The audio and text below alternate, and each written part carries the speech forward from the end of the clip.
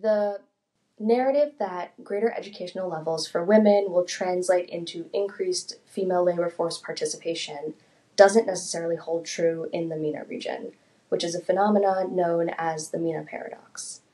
MEP has done studies looking at why this is, figuring out what, if not education, is the barrier for women to enter the workforce, and have found that it ranges from everything from cultural attitudes to inaccessible transportation, all the way to discriminatory laws on inheritance.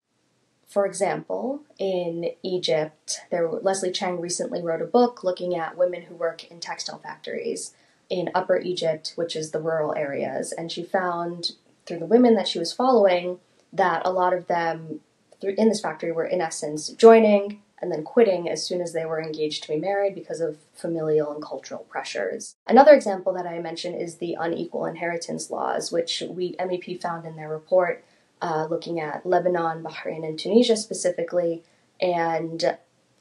opportunities for women to engage in entrepreneurship, and found that the unequal inheritance laws and asset ownership, property ownership, capital ownership, was what was really preventing them from being able to kickstart any enterprises, even on a small scale, on their own. In Jordan, as part of the government's Gender Responsive Action Plan, they have amended the rapid bus transit system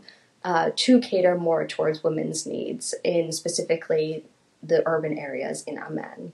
At the last COP28, the Gender Responsive Just Transition and Climate Action Plan was launched, which 68 countries signed on, and it, in essence, promises support for women and female labor force participation in the transition to the clean energy sector. And it's predicted that this could produce up to 1.2 million jobs, which is a great, great opportunity and sign of progress yet to come.